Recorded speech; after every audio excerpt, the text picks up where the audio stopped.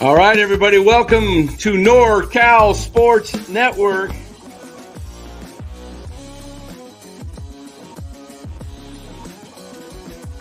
And this is the same hat that Brock Purdy's dad wears. Chat loves it when Marty Lurie comes on. Anytime you lose a game this time of year, when you can't go backwards, it's a problem. All right, everybody, welcome on in. NorCal Sports Network opening night for the Golden State Warriors. And a blowout. Kind of expected it, but hey, you never know when you're on the road. It was not a great team they faced in Portland. Probably one of the worst three teams maybe in the league. But the Warriors, you got to win them. And they did, 139-104 convincingly. So that was good news, Lou. Welcome on in, everybody. This show is brought to you by Chapman Law Group. We want to give our shout out to them as they sponsor the show. Chapman Law Group in Marin.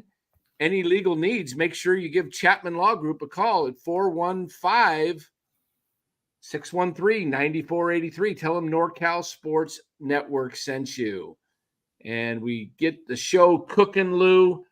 Just a recap of this game. It was, hey, we got a different background now. Did I change that background or did it get changed? We don't have the Warrior background, huh? I see all black. I had the Warrior background. I don't know. There we go. Okay, there it is. So, by the way, I'll keep you posted on what's happening down in Los Angeles as they opened up their new arena. And it looks like a beautiful arena just from, the courtside from watching it on TV. But it's a 102-101 lead. The Clippers are ahead of the Phoenix Suns. Clippers, many people think, will have a rough go of it getting into the playoffs, and a lot of people are picking the Suns to be in. So this is a battle. No Paul George, who was traded to Philadelphia, and no Kawhi Leonard, who, guess what? Kawhi's hurt. Surprise, surprise. Yeah. But James Harden getting it done. He just hits 2 free throws to put him up 103-101 with 41 seconds left. We'll kind of hang on to this game a little bit, let you know what's going on, but we'll do a recap of tonight's Warrior game. But before I get into that, I want to just give you a little heads up on this game. 27 seconds left. KD's got the ball top of the key. He's driving, and he goes up, shoots, fade away, got it. KD is KD. Wow, 103 that was all. A good shot. 18 seconds to go. Clippers are going to have the last shot. Harden crosses over the half-court line. He's dribbling at the logo, being guarded by Buell. Harden's going to take this last shot. He's not going to even give it up out of his hands. I guarantee it. Down to 2 seconds. He's going to go up. He fakes. He goes in. He throws it up, and it falls out. We got overtime. James Harden playing Harden ball like he was with the Rockets, not giving the ball up. What a ball hog. You called that. You called that possession. I said to Lou before we were on in the green room, I said Harden's going to go back in his Rockets bag, I guarantee it. Yeah, he did, man. Look at that. He did 18 seconds left. And he dribbled the ball out the whole time, man. You know what? You might as well just told the 4 other guys, just go sit down. I got this. Jeez. Anyway, guys, tonight's game, I really, really liked what I saw in the Warriors. I liked the first quarter, the first 6 minutes, they looked awful. They couldn't put it in the ocean. But you know what? That's going to happen when you shoot and shoot and shoot. I wasn't liking the fact that they were just hucking up threes, but then they started going to the hole. And Steph got him kind of out of it by getting fouled on a drive, got some points, and then they started trapping Steph at the top of between the circles, and then he would throw it, lobbed it in. They double teamed him, got it to Jackson Davis. What is it? Trace Jackson Davis. Jackson Davis, TJD. And then that led to guys cutting to the hoop from the corners and easy dunks or layups or whatever. That's the way you're going to have to do this. So you're going to have to. But what I was impressed with was the hustle. Even when they were up 25, they were still hustling on defense. And that's what is going to make a difference. This team gels well. You can see the camaraderie. I really think they're the Clay negativity vibes have been flushed out, and you've got fresh guys that just want to have fun and play. And they know they're going to get minutes, and they know they're probably not going to get a ton of minutes, but they're going to go play hard. And then when it's time, they're winded, they come out, they'll get back in. I think that Andrew Wiggins, to me, I don't know who I give the game ball to, Wiggins or Hield, but both of them Hield. Well. Yeah. I really, really, I thought Buddy Hield getting hot was kind of set the tone for them to really get their motors going. And,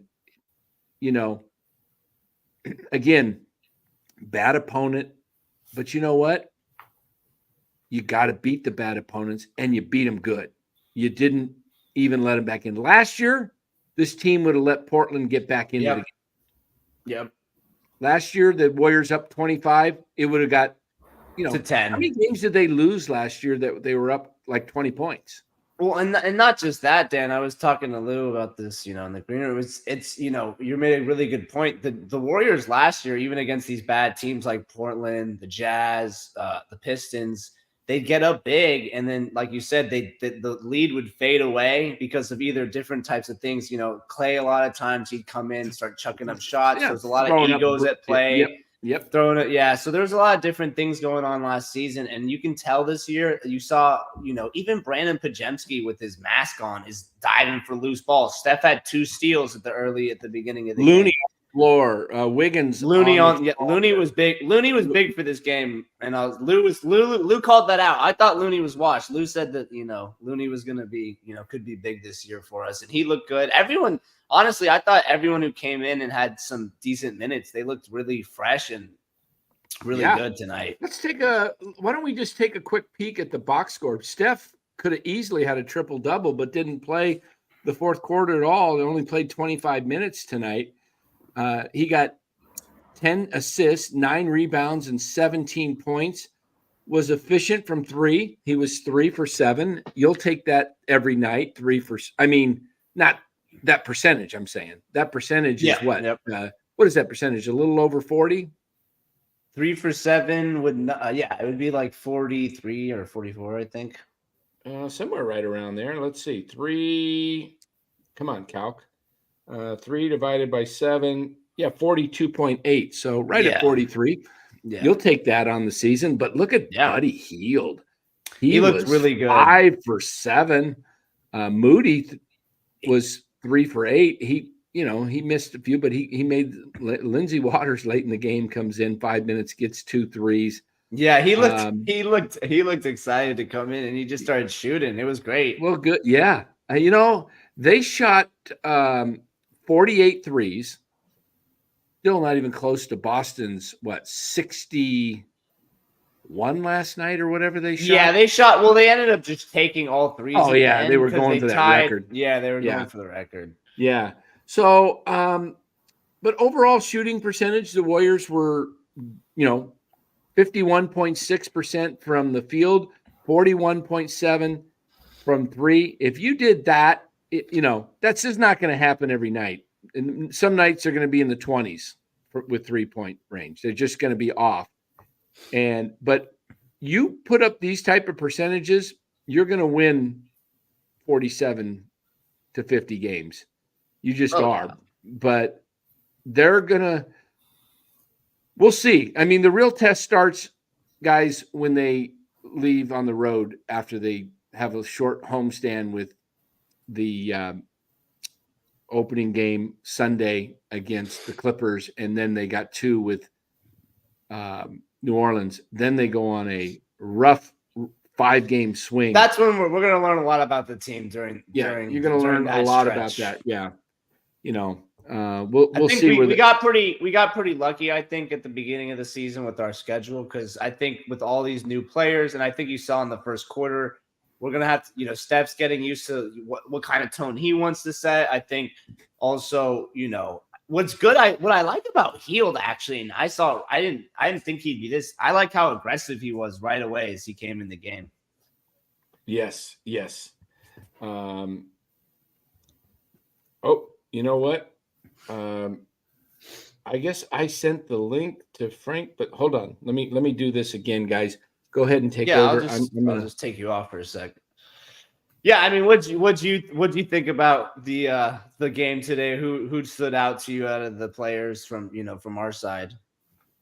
First of all, the game was hard to watch. That was one of the worst first quarters I've ever seen in NBA history. Both teams were a disaster. It was really hard to watch.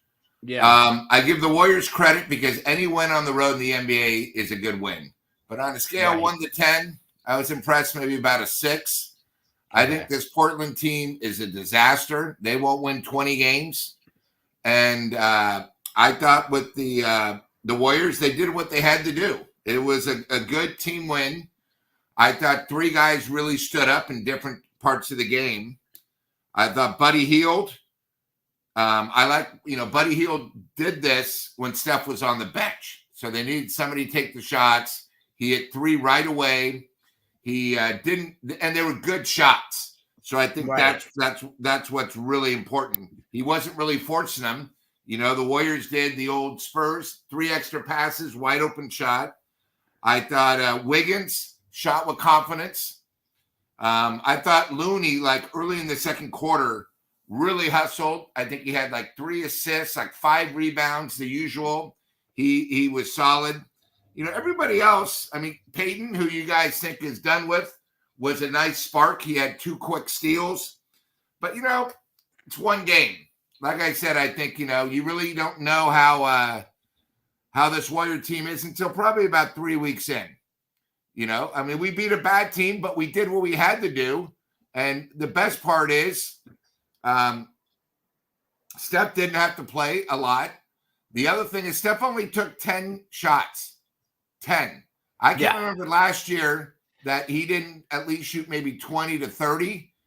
They didn't need him, which was great. And I thought what Steph did, I think it was late in the second quarter, maybe in the third, is Portland's coach said, we're going to double team him. Curry's not going to let us beat. He did his usual dribbling around. He caused Portland to not know what they were doing. 1 pass to the corner, 1 layup. I mean, they must have had 5 straight possessions where it was either a layup or a dunk, which was good to see, because I was sort of getting sick and tired of them, except for Hield. These guys just kept shooting threes.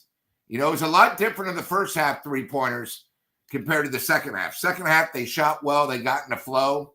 So, scale 1 to 10, I give this win about a 6, just because I think Portland is that bad. But any win on the road, opening day on the road, big win for the Warriors, so I give them credit.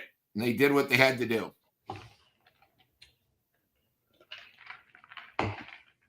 Dan, you're muted. Sorry about that. Utah is going to be a little bit of a tougher challenge just because they're a little better team, and it's historically a tougher place to play. I think the Warriors being deeper this year gives them a better chance playing in Utah because they can play 12 guys. They can easily play 12 guys and still have Santos and Water sitting on the bench, because you're at a higher altitude when you get into Utah. So you want to definitely not gas your guys. It's a great point, man. I forgot about that. Good point. And I think that the Warriors being this deep, I think DeAnthony Melton's a great find. If he stays healthy, I just don't want to see him overplay him where he hurts his back. Give him his 20 minutes or so, whatever keeps him going. But, I really liked the starting lineup tonight. I liked Wiggins. We kind of thought that. We kind of guessed that Wiggins might be that other guard. This was the lineup we guessed, or you and I did at least. Yeah. I think this is, but there's so many combinations. You know, some people don't like slow-mo. I like I Kyle like Anderson. slow-mo. I think he's got a 7'2" wingspan. That's a big thing in basketball on defense. I mean, imagine a 6'6" wingspan versus a 7'2" wingspan. That's 6 inches. That arm goes out there. That's going to be a lot more deflections. And then you see GP2. He's got great long arms and quick. GP2 is going to be your defensive catalyst that gets things going. And, he was the second man off the bench tonight. I think it was Healed first, right? And then GP2. Right. I mean, you got Healed came in when Healed. Steph went out. You got Healed, GP2, Moody, and Pods. 4 guys that are all basically interchangeable. And so they're going to have to just get these guys. I really think the game plan, I mean, I can see it. I watch games as a former basketball player myself. I watch things for different things I'm looking at. And you can learn the coach's philosophy just by watching him on the bench. And after almost every miss or make by Portland, Kerr was standing up and go, go, go, go. He wants to run almost like Don Nelson days. And you're going to have, and I think the goal is with this team is as you run, you'll tire the other teams out because most teams are only 8 deep. Most teams really only have 8, maybe 9 effective players. But the Warriors have, like I said, those 4 guys coming off the bench, Healed, Pods, Moody, and Payton. Those are all legitimate NBA players. I'm sorry, did you say Pods there? Yeah. Okay. I thought something was wrong with my ears. You were saying he's a solid player. I like this comment. Just for the full. Yeah, this one here. I'm not good. Dan, you were not a former basketball player. It's just like you. This is good. Yeah. Well, back in the day, back in the turn of the century, way back in the 20th century. Oh man. But you know what? I was with Lou at the beginning of the game. I did not like the I was oh shoot. It says it hasn't come through yet. Let me see what's going on here. Hold on. Oh, it said delivery fail. Just take me out for a sec. Okay. Well, Dan does this technical difficulty. Anyways, which one of the young guys stood out to you the most tonight, Lou? Because I think that's going to be. He thought Pazinski had a good game. He played 25 minutes. He was 0 for 5, 0 for 4 and 3-pointers.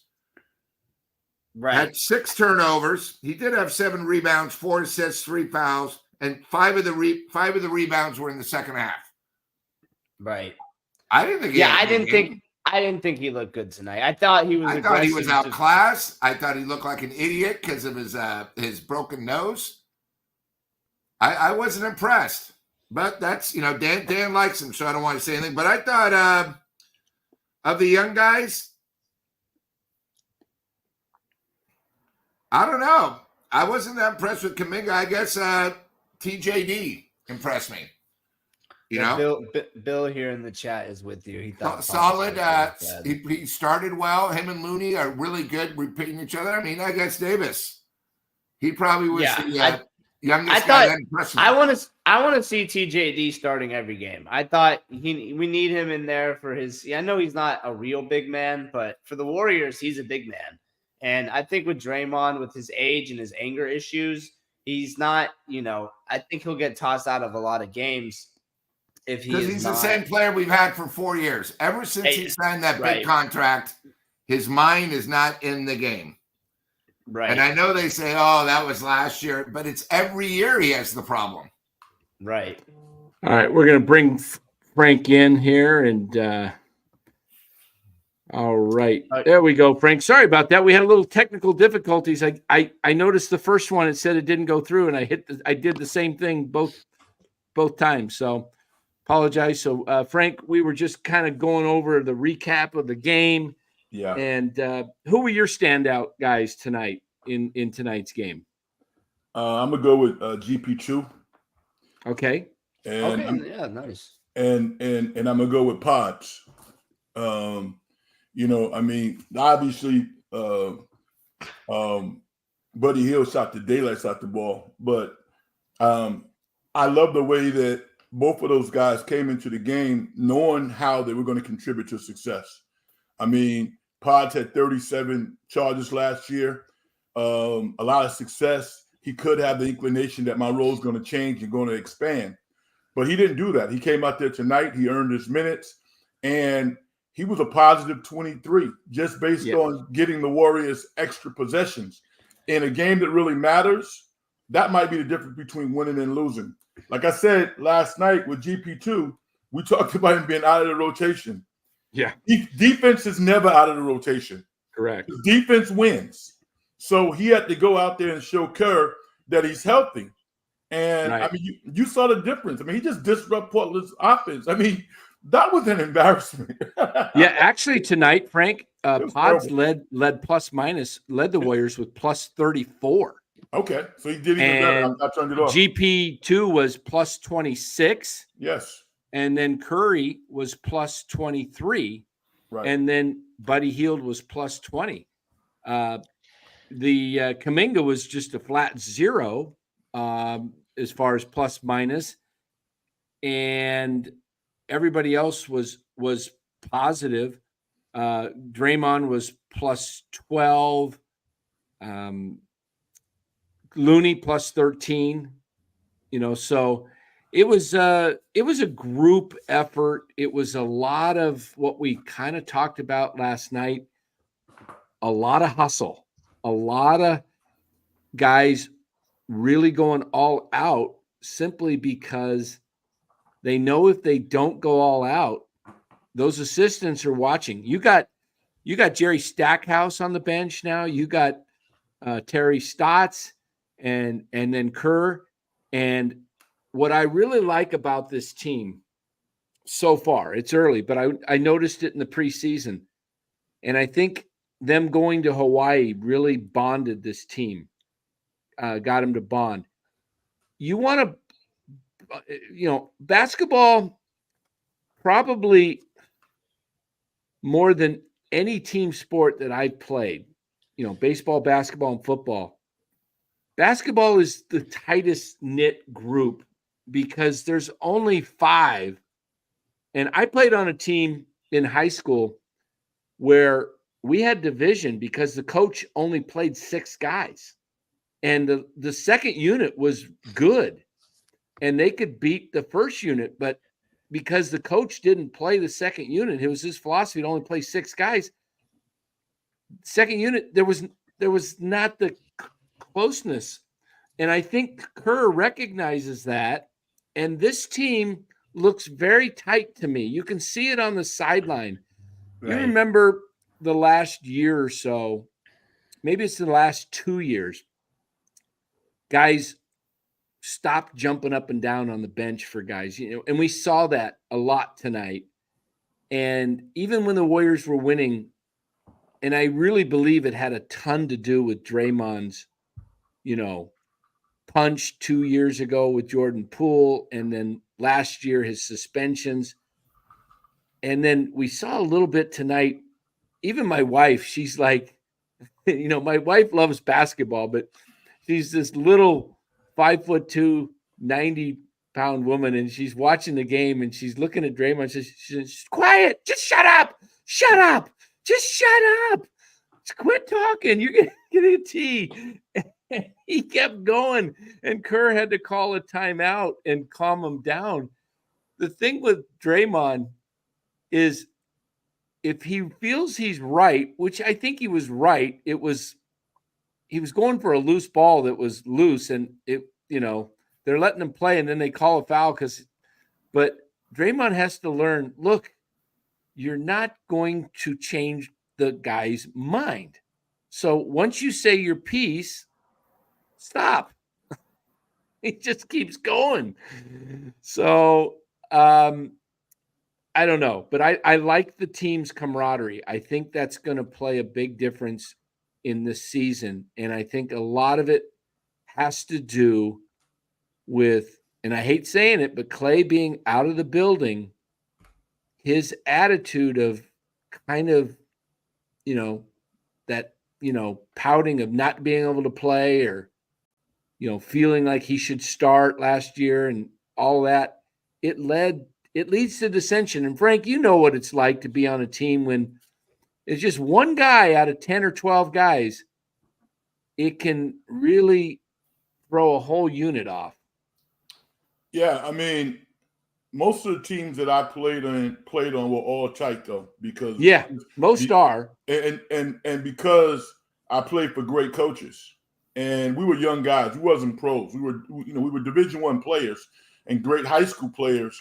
But my high school coach was a legend, and we won a lot. I think winning he eliminates a lot of selfishness that can occur on a team when guys are not playing or if things are not going well. I love my teammates. I still love them to this day. Yeah. And my college coach is a Hall of Famer, Tom Penders. And Tom Penders. Oh, yeah. Tom Penders is your college coach. He coached at Texas too, right? Yeah. That was my college coach. And he was like a father figure to me, man. I mean, that was a tough dude. I mean, he would tell us, it's my way or the highway. You can pick and choose. So, and Kerr is that type of guy. Kerr has this all shucks, I'm a professor at UCLA look. But when you get in there with him, with all that winning, playing with Jordan and Phil Jackson and Pop, he's going to tell those guys exactly what is on his mind, which is why today we spent all day listening to how, he was wrong by Stephen A. Smith not playing Jason Tatum. And the reality is he won the gold medal. Jason Tatum is not going to be invited to his college reunion. He don't care. He cares about winning. And this team understands this, and they got great leadership on this team. Stephen Curry sets the tone, but even with Draymond Green's inexplicable moments, he's still a great leader who you can never doubt whether or not this guy plays hard. And that's the key. Portland should give everybody their money back tonight. That was terrible. And if Chauncey's name wasn't Billups, if his name was Salah, he would have got fired tonight because that was embarrassing. It really was. Yeah. I agree. I completely agree, Frank. Real quick, I just want to get to Bill's super chat. Yeah, let's get to a super chat here. Let me put that up there. And where is it? Here, I'll pull it up. Oh, okay. Okay. He said, "Thanks for the donation, Bill." He donates one $10. thought. I think Jake Kuminga is best in the low box, being able to spin and go to the hoop or shoot from 8 to 10 feet or so, but they don't do that. He hangs around the 3-point line too much. Thoughts? I could see both of that, but his athleticism, if you can get him on the outside and he gets a running step on a guy, if he can get past a guy, then he's able to acrobatically do things or pull up, fade away, or he can take it all the way to the hoop. So I see your point. If he's just out at the 3-point line, I think there's got to be a little bit of a mix. What do you guys think? Yeah, I think my thing why he does that, I've heard a couple other people talk about it actually, because this isn't the first person to complain about this, Bill.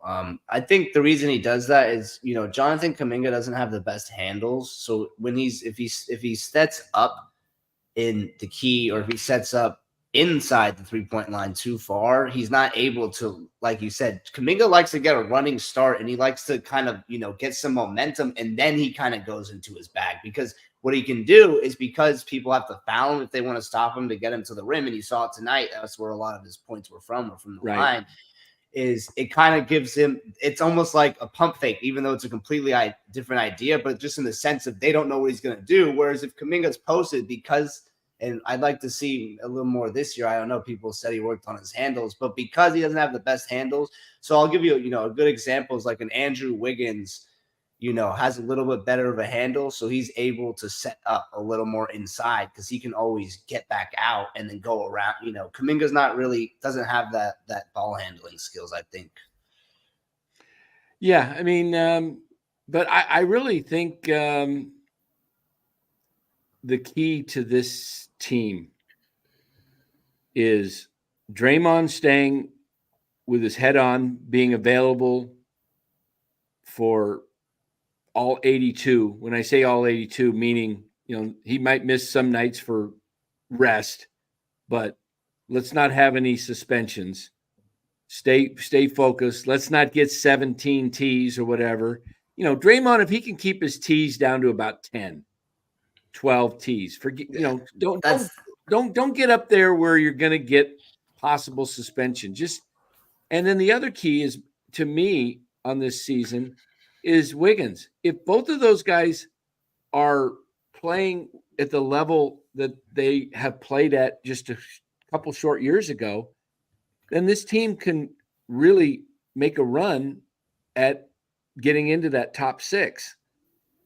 If those things don't happen, if those two guys, Wiggins goes AWOL and Green starts causing issues where the team is, the Warriors have a problem all of a sudden and they've got to, do some kind of disciplinary action against him. They got so many young guys, I think it messes with them. But if they can see Draymond as a leader and that Draymond's able to be Draymond within the system, Draymond is best when he's vocal with his teammates, but it's got to be controlled. It can't be out of control like we saw last year. Does that make sense? Yeah, definitely. It makes a lot. Lou, yeah, he needs to go back to the old Draymond. Lou, you're pretty quiet, man. I want to hear your thoughts. What do you think?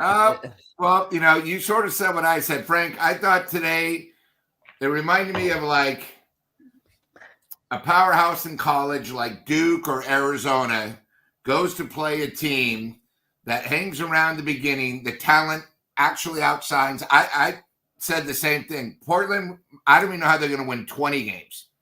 They are all over the place. They were an embarrassment. They showed a couple fans that were falling asleep. That should never, ever happen. That first quarter was one of the worst quarters I've ever seen an NBA game ever. Now, I know it was the opener, but, I said earlier before you were on a scale of 1 to 10, I was impressed maybe about a 6. The Warriors, they did what they should have done. Let's not do the score because the second half, Portland didn't show up and the Warriors, they just kept piling on. They did what they had to do, but I was very impressed with Hield because I haven't really been a big fan of him. But, it's one game. It's the opener. And I think, we'll see how the Warriors are. I don't want to judge them after one game. My God, there's still, 80 left. But, once they go on the road trip and, if they would have played the first quarter like this, say like at Boston, they would have been down 40 in the first period. But they played Portland. Portland let them get in. And I thought the best thing about tonight, best by far, was Curry only had to take 10 shots. I agree. And it made the whole rest of the team play like a team because I think too many times, especially the Warriors of the last couple of years, they look to see what Steph does. They don't even play a ball. It's like it's all about, all right, Steph, and then they're not ready. Yep. And I thought tonight, here's another was a lot smoother. I thought what was nice tonight is, it was good to see everyone score except Brzezinski. But, it's one game. But, Brzezinski. Hey, in the NBA, you have to get every W you can on the road. There's something special. When you went on the road, it's almost like it should be like 1+ as a win. Hey, So hey, they did what they had to do. I'm happy for the Warriors to get off a nice start. So, we'll see. They did what they had to do, and I was impressed. Lou's a hard grader. Lou's a hard grader, and Perry says negative Nelly. Yeah. I mean, like you said in your last statement, listen, well, this is not a hot take, but I was thinking about it while the game was watching. If Kerr was coaching Portland, they would be on the cusp of the play-in. Let's not act like they don't have talent. They have a lot of talent. What they don't have is basketball intelligence and continuous effort. And they have a very low collective basketball IQ. That's coaching. This is year 3, and it hurts because Johnson was such a great player and so innately intelligent about the game, but his ability to teach it is questionable at this point because they have talent. Listen, Klingon, I'm impressed with him. Ayton is a horrible passer, but he's a pretty good basketball player. His problem is effort. They don't pass the ball. They navigate the ball via the dribble, which is the worst thing you can do. They don't understand spacing. They don't understand cutting. They make a lot of bad fouls. I'm like, what are they doing? So I give the Warriors credit because they won on the road. In a first quarter, they came out, they were lackadaisical. If that was another team, they could have got jumped on. They rallied. They played perfect basketball for, 3 quarters? Yeah, right. This is a big win because they could have lost this game. And I'll tell you, Frank, you mentioned it, or somebody mentioned it last night. Maybe it was Lou, the second leading scorer. I think he won't be the second leading scorer, but I think he's going to be a huge factor on this team is, Trace Jackson Davis. Right. Early in the game when they started trapping Steph between the circles, and Steph was able to lob it over them and get it to Jackson Davis, who can drive and dish it off. And then you have the cutting wings, whether it's Kuminga or Payton or whoever it is that can Wiggins make the layup or the dunk, and let teams do that. You got, I like Draymond getting that ball at the high post as well, but I like Jackson Davis getting it better because he's got more athletic ability going to the hoop than Draymond. Draymond kind of can throw a brick or two sometimes, where Davis can just take it all the way and just, stuff it or make the bounce pass or, and then there was one other play tonight. I wish I could play the highlight, but I'm trying to remember who it was. It might have been Pods, where he got the ball. Who was he? And he was under the basket, and he looked away like he was going to throw it back out to somebody who was open for the 3, and then he kind of threw it across his body to a cutter to the hoop. It was a no-look pass, and that was a thing of beauty. And it was to Kuminga. I think it was Moody to Kuminga. No, I think it was Pods early in the game, but there might have been another one as well. But the fact is teams are going to try. They're not going to be able to do as much trapping of Steph that they did in last year because you've got shooters. If Wiggins, that's why I said he's an X factor. If his shot can go down, if he can shoot close to 40% from 3, and then you get other shooters, Melton, if he can make his shots, and Moody make it, all these guys, and Buddy Hield, of course. So teams start trapping Steph. I see them going to Hield. Hield to me is biggest X factor, I think. He's a better version of Clay at this point in his career. Agreed. Clay's slower now. Clay is, Agreed. and Buddy Hield can make more ugly shots at this point than Clay. Clay can't make ugly shots. he's got to be totally balanced, and it's got to be, when Clay takes 4 shots, it throws the whole offense off. Buddy Hield can actually move around the court much better. I think this motion offense fits Buddy Hield's game better than any team he's played for in his career. 100%. I think the other thing with Clay, what a lot of people discounted with his issues, and I know, a lot of times the stat sheet sometimes I think would even look better than the games he would have, because the problem with Clay last season is it was a lot of momentum stuff. Like, he would come in the game, we'd be up like 20, and he would just start taking so many ill-advised shots. Like, he'd be double teamed, people would be draped over him. Just chucking them up. Just chucking up. Like, no, I remember, this too, Frank, because I know you watch a lot of Warriors. I remember one game, and it might have been the sack playing game, honestly, where he shot 4 really bad threes in a row. It wasn't sack playing game, and he was 0 for 10 that game. And that would happen many times this season, though, where you just no one else would touch the ball. You pass it to Clay, Steph, Draymond, whoever. Boom, boom, boom, brick, brick, brick. And I think sometimes, even though he didn't have the worst game, like, not every game it was like the sack game, which, everyone will remember, and even went like viral 0-10, but just the momentum, I think he really, his ego and the momentum stuff was really affecting other people. And I felt like they had to feed Clay to like make Clay happy. And sometimes you just got to flow in this offense. And Steph knows, this offense Steph even does that, where it's like, I remember, I'll never forget where he's coming off the bench in the Denver Nuggets series, just so the offense didn't get like out of sorts because Jordan Poole had been playing so well. So I think Clay's ego is too much. Yeah. By the way, the Phoenix did win that game over the Clippers in overtime, 116-113. KD ended up with 25 for Phoenix, and Bradley Beal had 24. Booker only 15 points on only 9 shots tonight.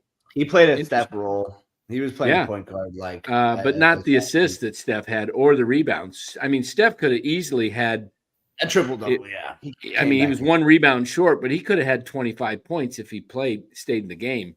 But right. I think Steph's role is going to be getting other players involved, especially early on, getting this team to gel together. And he doesn't have to go out and score 30 for this team to win every night. There'll be some nights maybe when he has to, but I think there's just too much. I was saying, Frank, most teams only have about 8 guys that they can rely on, right? Mm-hmm. This team really does have 12 guys that you can go to. There's not you started Wiggins and Curry in the backcourt. You got 4 guys in, and if you want to add Kyle Anderson to the backcourt, he can play anywhere. But you got Pods, Moody, GP2, and Hield. All 4 guys fit that backcourt role, and then you can have Kyle Anderson go out there and be that too. So there's no real drop off. No, they have about 8 or 9 starters, and I think in a very short period of time, over the course of 10 or 15 games, there will probably be 8, 9, or possibly 10 guys who actually start games. And again, this is a team that Kerr likes to coach. You guys talked about Clay last year. The biggest problem with Clay is he was not coachable. And because of the relationship between Kerr and the contributions of Clay towards winning those 4 championships, it made it very difficult to coach him because, he carries a lot of weight within the organization, which is why they kept giving him these incredibly low offers to the point where he had to leave because the offers they gave him was ridiculous. They love him, but he had to go. Kerr now can coach everybody on the team. You even saw him going back and forth with Draymond, saying, yo, Draymond, listen, dude, the referee's not going to change his mind. Right. If you get kicked out of the game, you hurt us. I need you to sit down and be quiet and get ready for the next play. Stephen Curry is the easiest, most gracious superstar in the history of sports to coach. You know, Kerr wanted to get back to that. And like everybody's saying tonight, listen, because these guys are so good, they want to play. And Kerr, Stackhouse, Terry Stotts, who's gone to the playoffs countless times, they can be real with these guys and say, listen, it ain't about how we like each other. We all like each other.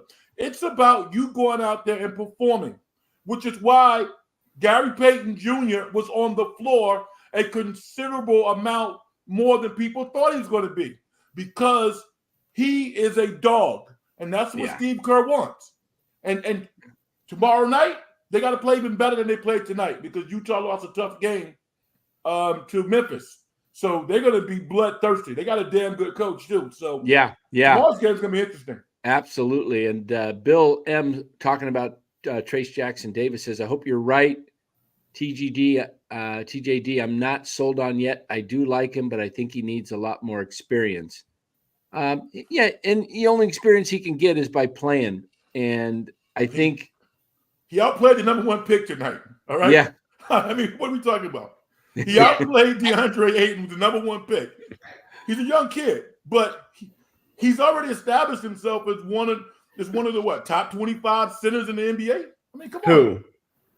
Trace Jackson Davis. I think he's better than that. I know he probably is, but you know, let's acknowledge that this kid is playing extremely well. For where he was drafted, he made a couple of free throws tonight. He defensive rebounds. He can pass. He can finish at the rim. Give the kid credit. Yes. And, you know, Frank, you made a great point about Steve Kerr earlier. You brought up the fact that he's not this,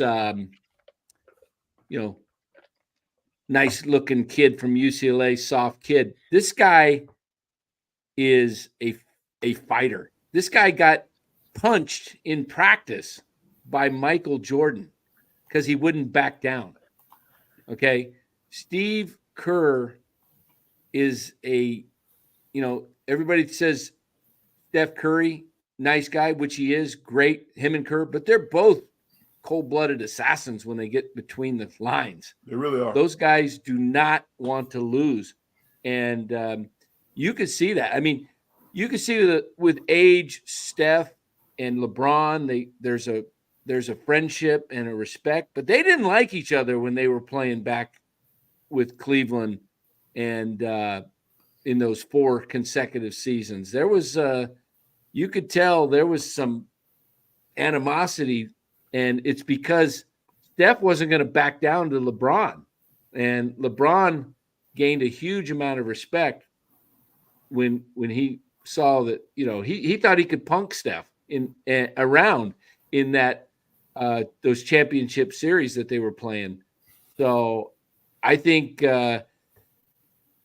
Kerr, you're right on in your assessment of him, Frank. He wants to win, and he doesn't care what people think of him, what the media thinks of him. He even made a little joke about it the other day about the 12 guys. He says, I got 12 deep.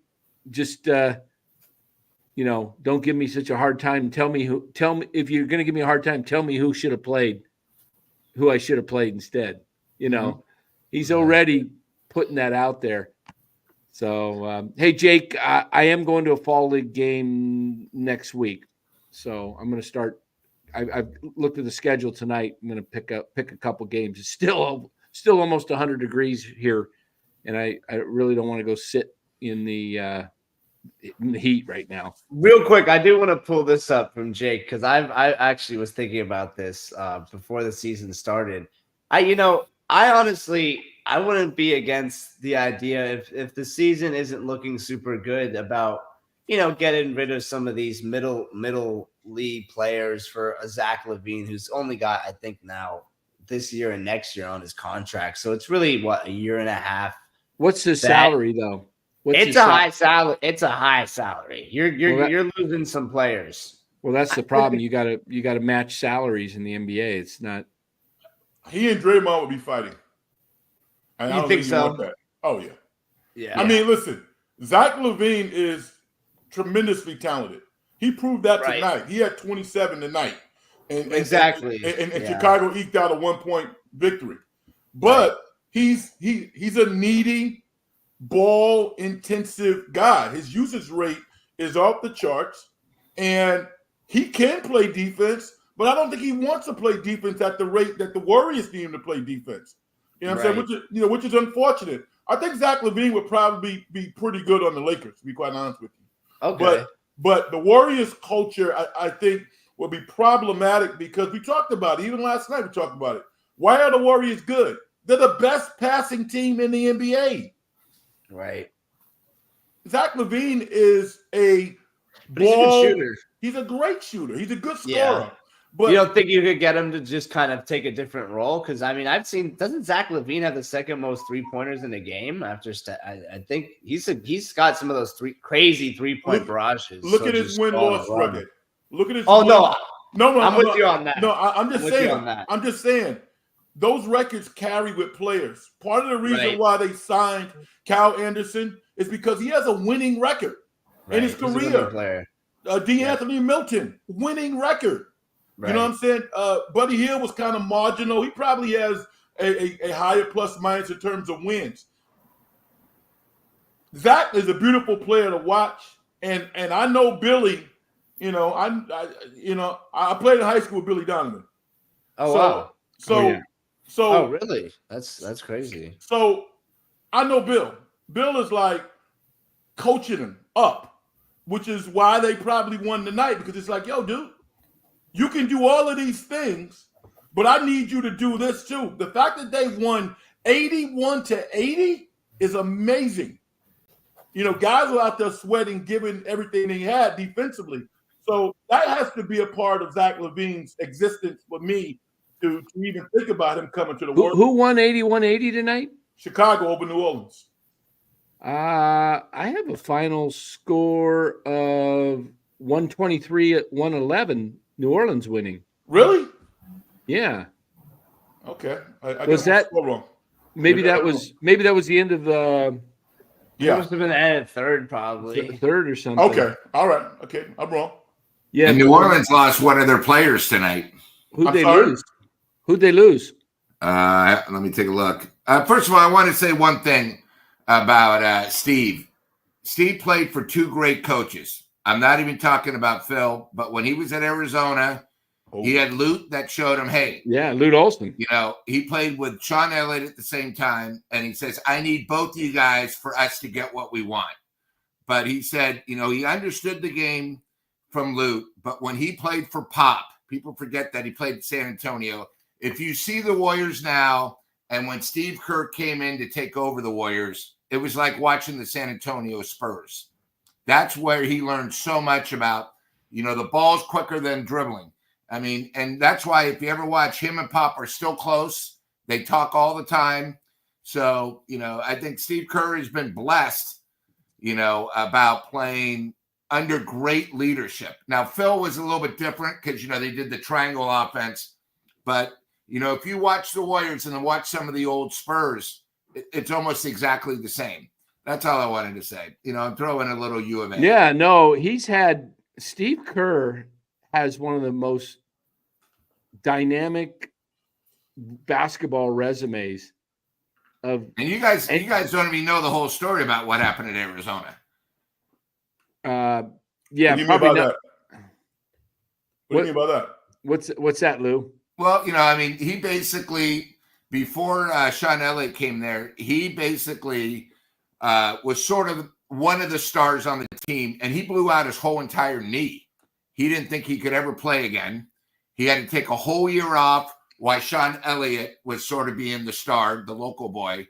They then together took U of A to another level, which that's the reason why Lute Olson actually left Iowa. He thought he could build Arizona into a power. Plus, you know, his big situation is, you know, it's an amazing story, is his dad was assassinated. Oh, yeah, I knew about that. Yeah, that's awful. And what was sort of crazy about that is his mom said, hey, your dad would want to play, because they were actually supposed to play three days later after his dad was assassinated in Beirut. and they had to go play ASU. And Lute Olson, you know, sat down and says, "Hey guys, what do you want to do?" And he goes, "Guys, I want to go for it." And the worst thing is, and this is why I have no respect for Arizona State, is when U of A came in, typical ASU, they were chanting, "Hey, how's your daddy?" Or "Who's your daddy?" Excuse me. Geez. And his dad just was assassinated. So what Lute did is he took everybody away, put him in the locker room, and said, "Steve, are you okay to play? You know I want to make sure you're 100%." And he goes, "Guys, we're only gonna go 5 deep until we blow these guys out like you know what." And Steve Kerr, I think, went like 11 for 13 from 3-point. He had like 40-some points. Sean Elliott did. And on the way out, you know, U of A wind up winning by 50. And, you know, it showed, hey, Steve, we're with you no matter what. But this is a team. And he said, you know, it was one of those things that he realized he could really help other people, could really help him. And it was really all about a team. Because I think too many times, especially when you're the superstar and you go through high school where you never have to work at all, you go to college, you know, you're sort of the stud. But when you go to high school to college, the leap is so big, so drastic. You realize I'm good, but for our team to go to the next level, I need 4 other guys that are also good so we can be one great team.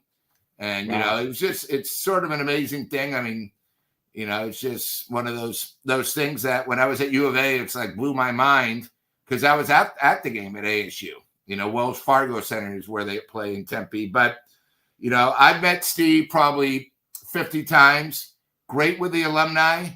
He's very great where, you know, when him and Luke Walton coached together, there was never any, you know, it was all about the team.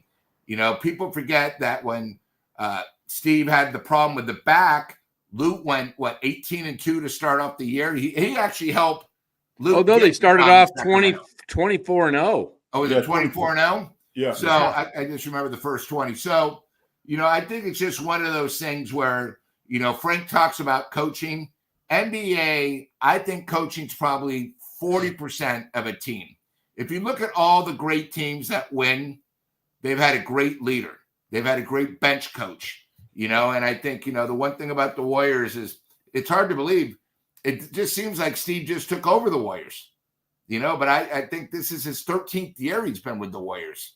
You know, he started in 15. So what would that be? Is this? Oh, No, it was more. Dan. It was before that. No, his first year they won the title. It was 14, 15. Yeah. I thought you Yeah, meant they've been 15. there more than I 10 thought years. I thought you meant 15, 16. Now here's the thing about Kerr, though, and I always give Kerr credit, and I always champion my guy. Mark Jackson and I are friendly.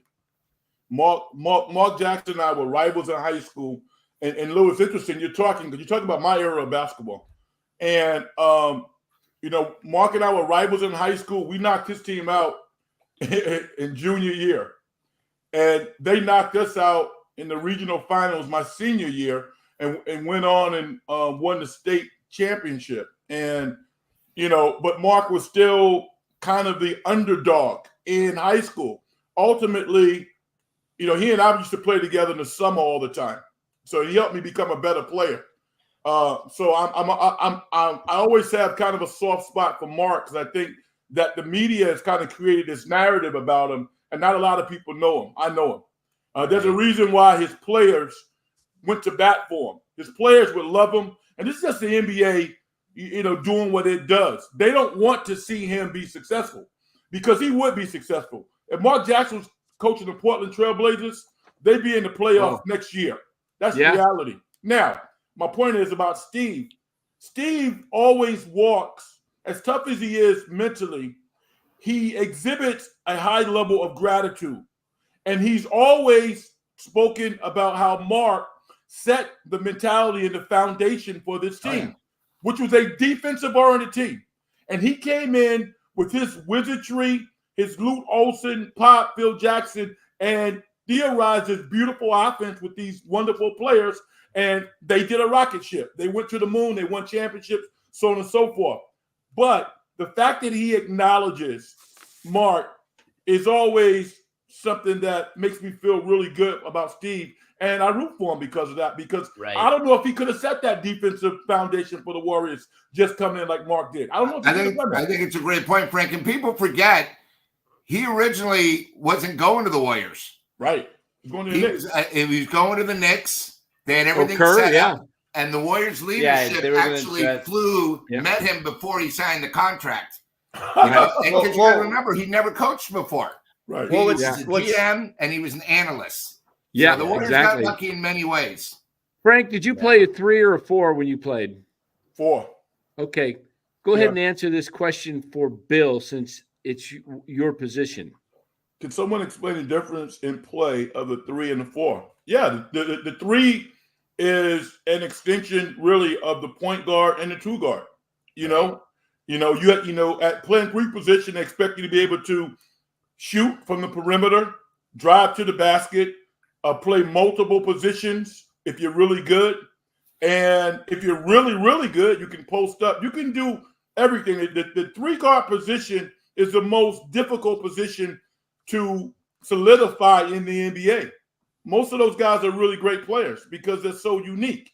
The Kevin Durant's of the world, the Tatums, the Kawhi Leonards, that 6'7" to 6'9" player, when they're really skilled, they're tough to stop, which is why they want to continually develop Kuminga. Somebody was talking about him playing post. That'd be the worst thing in the world for his career, and certainly his team wouldn't want that to happen.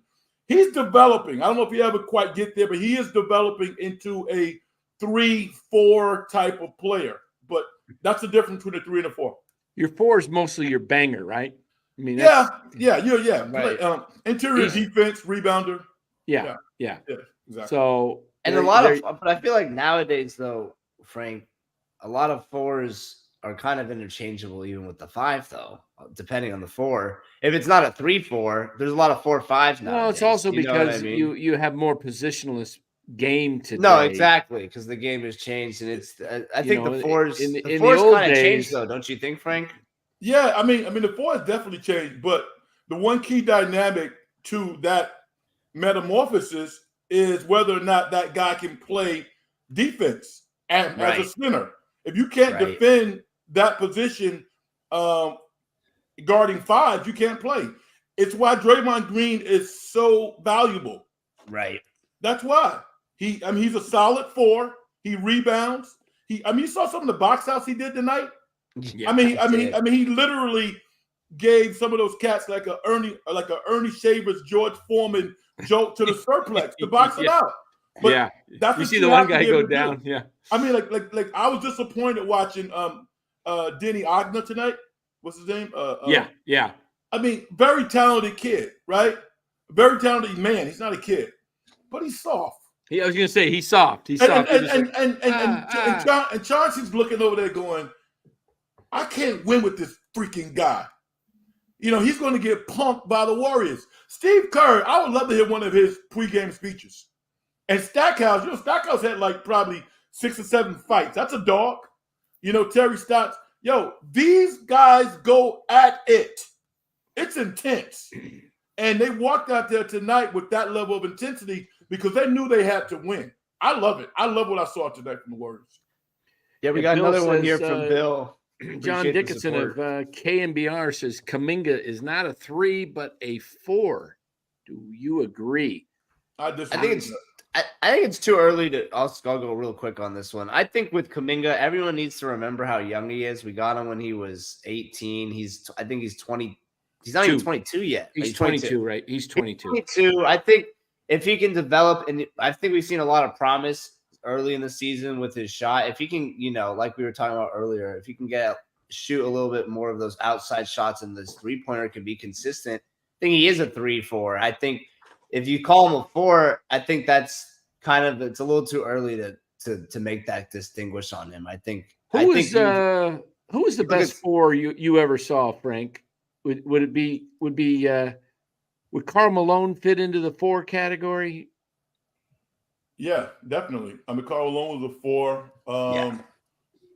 Oh, wow. Sam Perkins. I mean, watching basketball, the best 4 that I ever saw. Wasn't Tim Duncan a 4? Yeah, it's either Tim Duncan, Kevin McHale, or Garnett. KD. Garnett was a 4 too. Yeah. Those are the best, I think. Yeah. I mean, who would you go with, Duncan or Garnett? I'm sorry? Duncan or Garnett, real quick. Duncan's a better player. Okay, there you go. Yeah. I mean, it's interesting because the Warriors really, I can't remember their last great 4 because KD was really a 3, but he's a 3-4-5. Yeah, he was so good. I mean, on the Warriors, he was a 3-4-5, depending on what you wanted him to do. Yeah, but not anymore. He's not, but he was on our team. But prior to KD, I can't think of a great 4. I mean, Draymond's a 4, but he's a great defensive guy and facilitator. Draymond's a unique 4. He's more like a Bark. Well, Barkley was a great scorer. I mean, Paolo Banchero is an emerging 4. Yeah, Paolo Banchero. I like him. Yeah, he just went off. He just went off tonight. He had a double-double. It was the third time. I don't know. It's like only him, Shaq, and another player have done it this many times already at this age. He's been great. And I said last year I was. Come on, guys. Come on, Chad. David Lee's a good 4. Tim Duncan is a Hall of Famer. That's all I want to say. Thank you. Yeah. What do you guys think of Robert Williams, who used to give the Warriors fits when he was with Boston when he was healthy enough to play? Great shot blocker. Would he be a good backup to get from the Trailblazers? Yeah, I like him. I like him depending on what you have to give up. I think if they don't go crazy and they got Klingon. How do you say his name? Klingon from UConn, and they've got Ayton. What do they need Robert Williams for? They don't need him.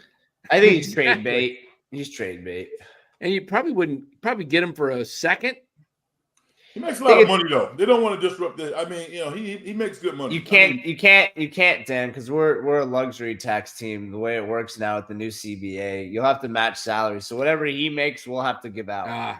Yeah. Plus, they'll want a second. Yeah, they'll want a second, but plus we'll need to match the side. I don't think. What's he make though, Frank? I think he only makes like 12 mil, right? That's a lot of money.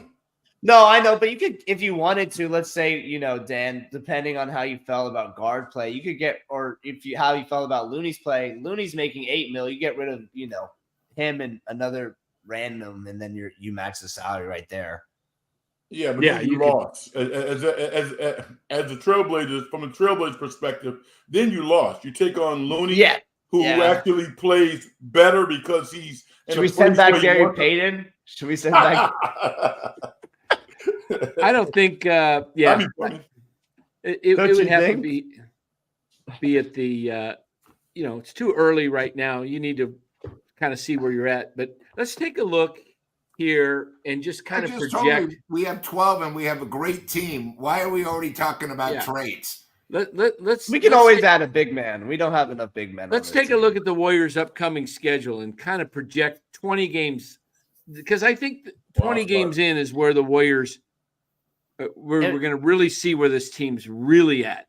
So we'll be doing the post games. Everyone in the chat. So tomorrow night, or Friday night, excuse me, they've got the Jazz in Utah, and then unfortunately, their home opener is exactly starting time when the 49ers are playing the Cowboys. Not a good. We probably won't be doing much of a post game there. If we do, it'll be quick. But that's kind of a bummer. I was hoping that when I heard they were playing Sunday that it was like a 1:00 start, but no, we'll get something out 10 minutes. But just the 9. I mean, just the fact that it's everybody's gonna be watching that Niner Cowboy game. Oh yeah, for sure. So then you got back-to-back nights with the Pelicans, basically a little 2-game baseball type series at home. Is that Tuesday, Wednesday? Yeah, Tuesday, Wednesday. Okay. So those are the first 5 games. I think they're going to be 4-1, guys. What do you think? They should. I think I could see him splitting against Pelicans. I think. Ingram's a stud. New Orleans is very underrated. Yeah. They won tonight, but Chicago's not much. I think they're, low in the East, but, they didn't have their big man. Of course, the overrated guy from Duke, again, had problems. But when New Orleans healthy, and they have their full thing, I think they're tough. Then you've got, after the Pelicans, brutal. Yes, you got 5-game swing that just looking at it looks like a potential 1-4 trip. But the most winnable game on that trip is in Washington. Yeah, that's a W. But they've got a tough game in Houston. Houston's a good team. Then you go to Washington, and then you got the Celtics, who could just – that's going to be tough. I don't see anybody beating the Celtics this year, but you never know with injuries. Who else? Those are 3. Who else did they play? Then they got the Cavs. Second best team in the East, Cleveland. Remember that. No.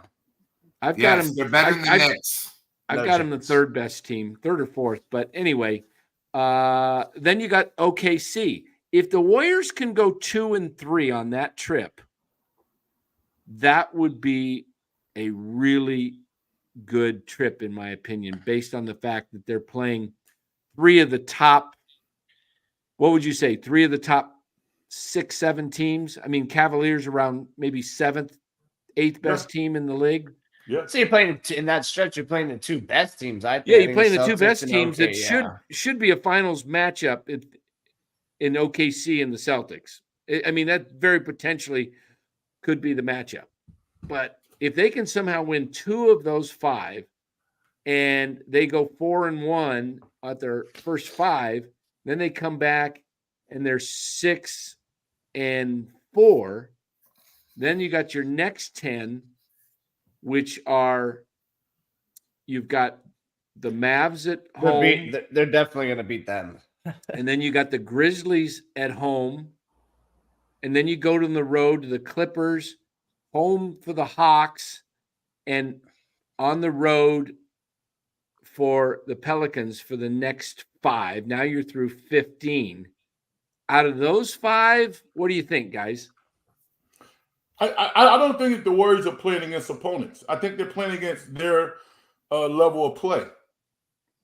Because if you look at the teams on paper, then maybe they wouldn't win some of those games. But you got to look at. But I look at the matchups. Hardenstein is not playing. He's going to be out for a month plus. So they're playing OKC. Last year's team should have beat OKC 3 times. Right. You know what I'm saying? So and guess what? Boston probably going to lose somewhere between 10 and 12 games this year. Somebody's going to beat them. Maybe they have a bad shooting night.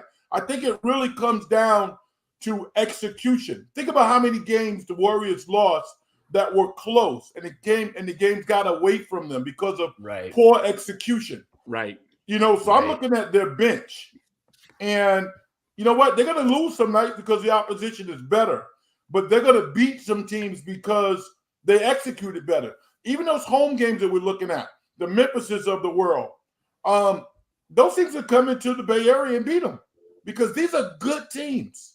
Yeah. It comes down to, yes, it really comes down to execution.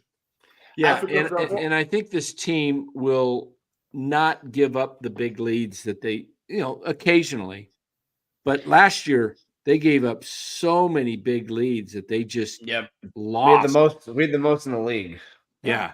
Yeah. So again, that was the most year's 20. Team. The Let's most concentrate 20 on this year's team. Yeah. Let's stop talking about Clay and all that. Let's just concentrate on this year's team.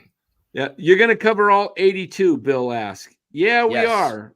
We are. Some of them will be shorter, just during the football and the baseball. Well, the baseball season, and some of them, Bill, will be kind of short, but we'll make sure to get to all 82. Yeah. So and Dan predicted the Celtics are going to go 82-0. Dan covered 100 and how many? 106. Did you do all 162? I did. Yeah, Dan covered 162 Giants games, guys. So 82 Warriors games. That's a walk in the park. That's brain really damage. Almost half. brain damage covering those Giants for 162 games. My goodness. This will be nice. I think the Celtics probably win. I think they go like 68-14, something like that. 65-7. I think it's over 65 for sure.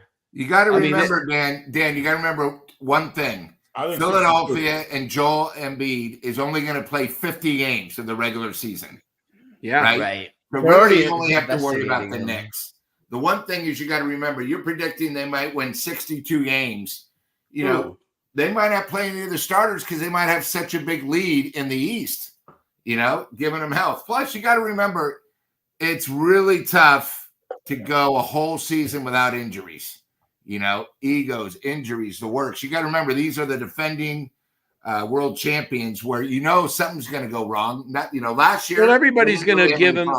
It's a lot of teams are going to, you know, it's going to be their championship when they play them. And, you know, a team that they play on the road when the crowd's fired up, you know, a team like a Utah, for example, might just knock them off if it's on a back-to-back or something like that, and they are fired up. You know, that's what happens. Hornets twice last season. Well, teams get up. I remember the Warriors. Everybody, you know, Warriors, even in their championship year, they're the one they were the 3 seed one year, I think. Everybody came after them, you know, and the Warriors just.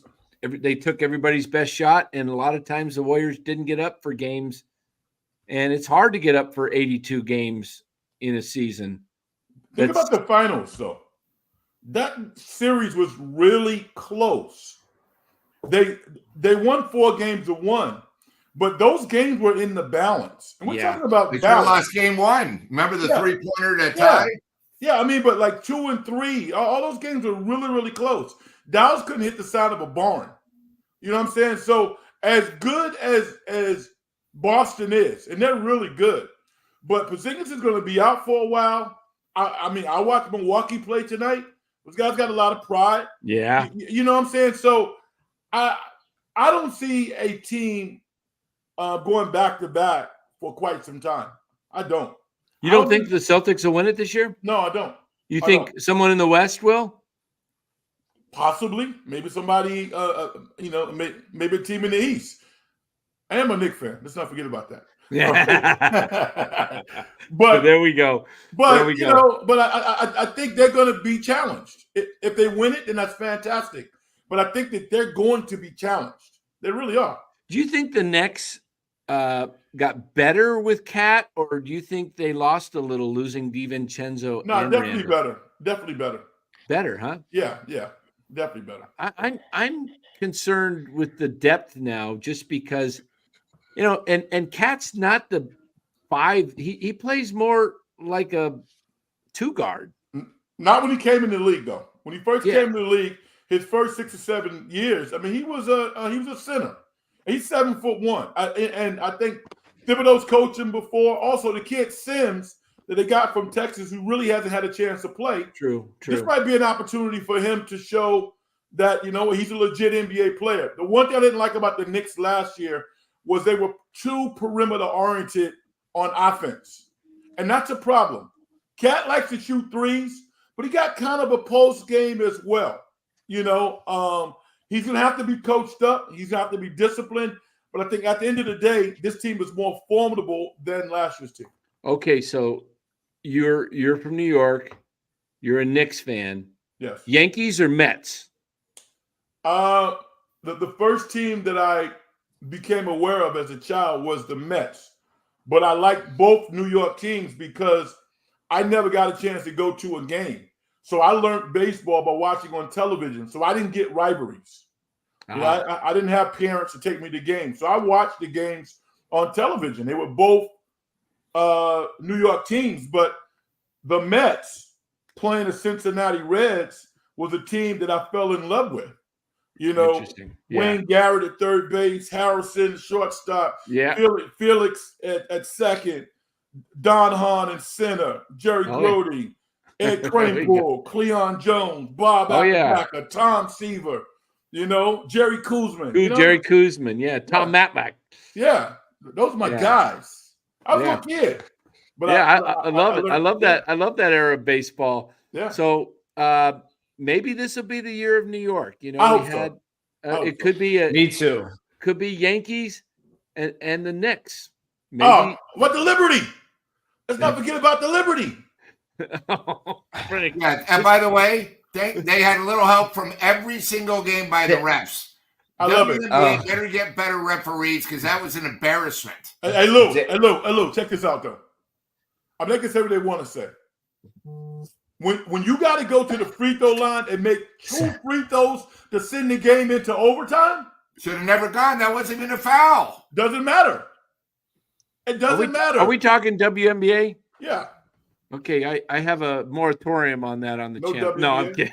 Okay. It's no. Some of the games could be somewhat okay. Oh, what do we got there? Please stand by.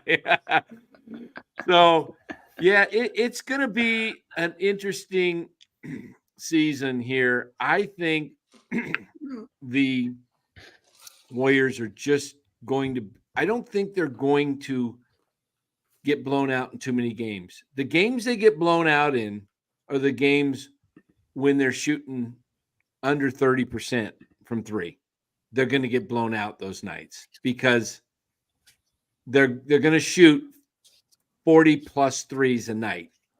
They're going to try and shoot close to 50. They really are. That is the plan.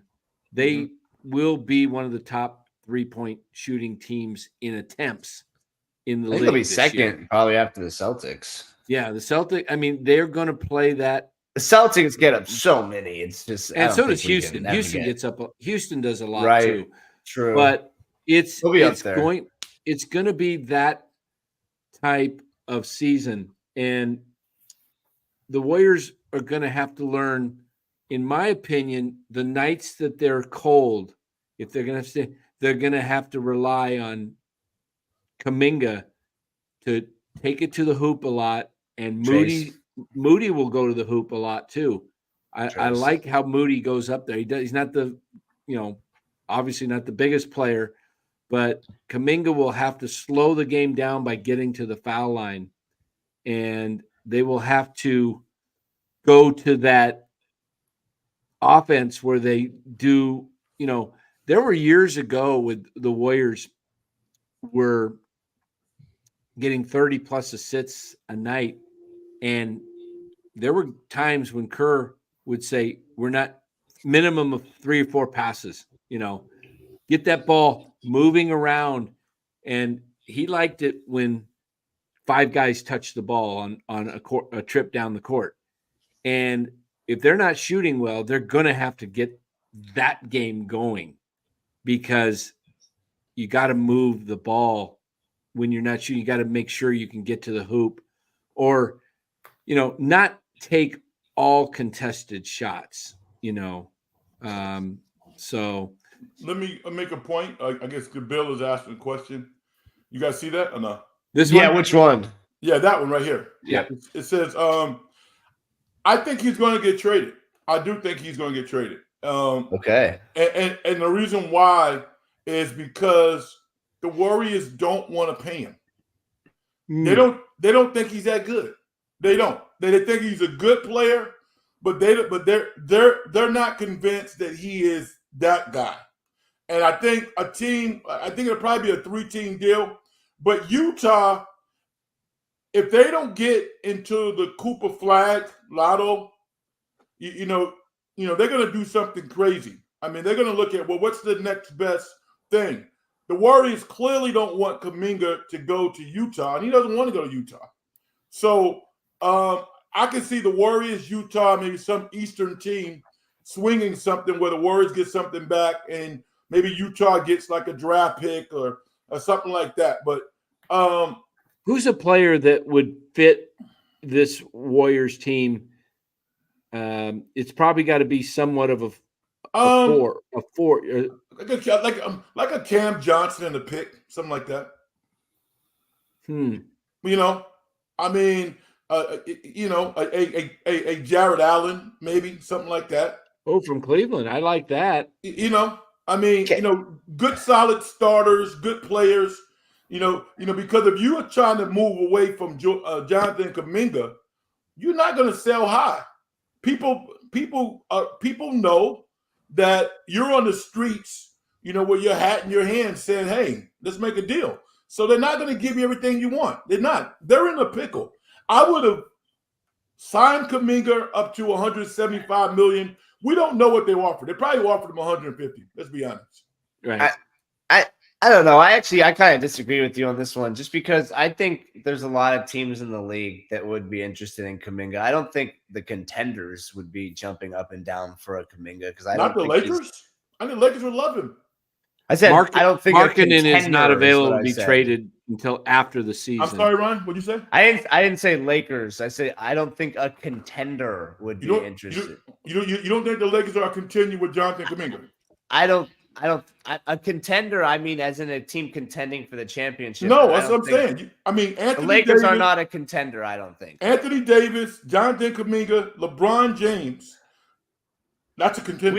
I don't think the Lakers have anything we want, though. So I don't think that's even a realistic trade destination. I think there's a lot of a 3-team deal. Yeah, he could end up on the Lakers. Yeah. Okay, then that's my point. Yeah. I think a lot of teams actually would be interested in Kuminga. You got to stay in the chat, Ryan, to know what's going on. What do you mean? You're bouncing in and out. He said a 3-team trade in the beginning.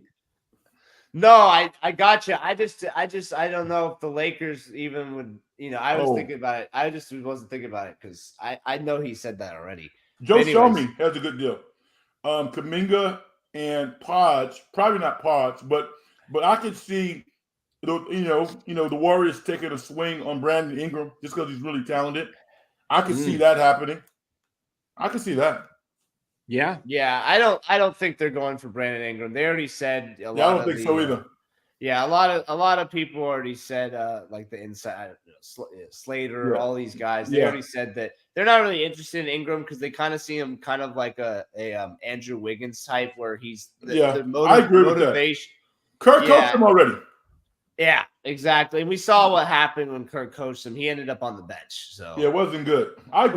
Was he on the Olympic team? No, he was not on the World this team. year. He was on the World Cup team. Okay, Dan, that's actually worse though, because that team was not like if Brandon Ingram didn't play on this Olympic team, that makes sense. He didn't play on the World Cup team, who like actually kind of needed him. That team didn't make it. They didn't even medal. Yeah, he's not a Kirk guy, but I don't know if Kirk's going to be around for 5 years. To be honest with you, it might be somebody else coaching him. I really wanted was DeJounte Murray, Dan. That's who I really wanted. And I don't think he's tradable for a little bit though. How many games will Draymond get suspended? Kitchen Handy ask. Good question. I'm going to go bold here. All right. You ready for this? Yep. I don't think he gets any games this year. Oh, no. That's a hot That take. was a good start. Yeah. Okay, Dan, you're right. No, I think Draymond has realized over the offseason that we hear this every year about him. I mean, I always say it. Oh, he's going to be fine. I've always said something a tiger doesn't change its stripes, right? Exactly. That's my saying. But I've seen Draymond be more focused in years past, and I just think he knows that this team needs him to be. He could derail the whole thing. And I think here's what I think happens. If he derails something and he because this team is a team that Kerr is loving to coach, I think he's going to say, I've had enough. I can't do it anymore. I think he done it a couple of years ago. He crosses the line this year. I think Kerr says, you know what? We got too much depth. We just got to, he's already got Clay's gone. It's like he knows what Clay, and I'm not saying Clay is a cancer in any way to a team, but he was a little bit of a drag just because of the controversy of him starting, not starting. And I think last year was enough for the team and the organization to say, we can't take it anymore. They went through it twice, 2 different incidents of Draymond losing it. And I think that's enough. I really do. I think if it happens again, he's gone. Yeah, I don't think it will happen. I don't think it will either. I don't think it will. I think he's 100% getting suspended for a game this year, but I don't think it's going to be from a suspension of like, I don't think he's going to get into it with a player, but I think he almost every year hits the technical threshold. So I think he's getting suspended. I think he holds off this year. I really do. I think this is one. So I mean, anywhere from 1 to 3, 4 games. I mean, that's okay. I mean, he missed 26 games last year. You know, yeah. That's what I'm saying. I definitely think. Yeah, I don't see that was harsh. I mean, Frank, how many games do you get suspended for the technical? Is it 1 or 2 games? Because I think he's going to hit that technical. 16. Yeah, 16 throughout the year. So the 17th's a game. No, but I'm saying how many games do you get suspended once you hit the 16? One. Okay, so he's going to at least have one game. I think he ends up with 12, 13 Ts this year. Nah, he's going to hit at least 15, at least 17, 20, at least 17 to 20. I am dreaming. I know. I'm Frank, I have a question about hit that a lot. I have a question about Kuminga. Do you think the Warriors, because of the BS they went through with Jordan Poole, where they signed him 3 years for too much? Yeah. Is that what's holding back Kuminga? Or are they like me saying, when is this guy actually going to be the superstar that everyone keeps talking about? You know, like he came in, this could be the guy. And since we had him, you know, when you look back when we picked him, look who we could have had. I'm just saying, this guy had such a high ceiling. Do the Warriors not want to sign him because of the Poole thing? You know, you're talking about 175, which I assume is 4 years. He wants 2 plus. 5 years. Yeah, he's not getting 2 plus. So I mean, I don't think he's worth $35 million a year. He's getting that. I mean, here's the thing. He's getting that. It's both. They don't trust him. That's clear. And they have some reservations how good he can become. Yeah. But this is the NBA. This is Disneyland. So the money has to be spent. So they're going to have some reservations with whomever they sign, because there's always a slight bit of guesswork in this process. The Wagners of the world, these guys are getting $200+ million. They haven't won shit. They haven't won anything. Right. You know? So there's teams out there paying players. Cade Cunningham, nice player. He hasn't won anything. He got a $200+ million contract. So this is where we are in professional sports, particularly in the NBA. The Warriors' problem is, if we give Kuminga this money, can Kerr coach him? And they don't think that he can.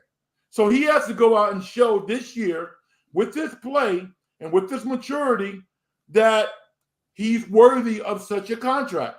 The onus is on him. He's going to get the money, but he might get it from a bad organization that doesn't give a crap about winning. I like Cunningham, by the way, because if Detroit doesn't sign him, they have nobody.